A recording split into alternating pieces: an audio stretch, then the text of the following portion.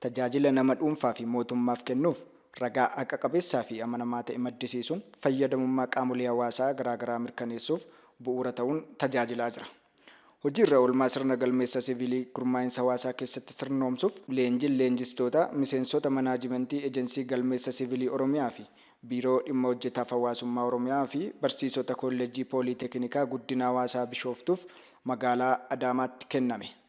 Dhimma galmeessa siviilii irratti hubannoo wal fakkaataa qabaachuun hojii galmeessa siviilii mirkaneessuuf qooda fudhattoonni gahee isaanii akka bahan kaayyoo leenjichaa ta'uu itti aanaan Daarekteera olaanaa ejensii galmeessa siviilii Oromiyaa obbo Maarid Guddataa himaniiru.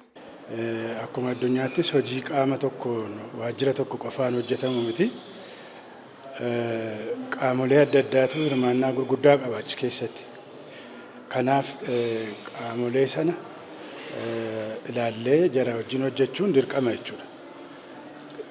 Isaan kunis warra galtee kennan fudhachuu dandeenya.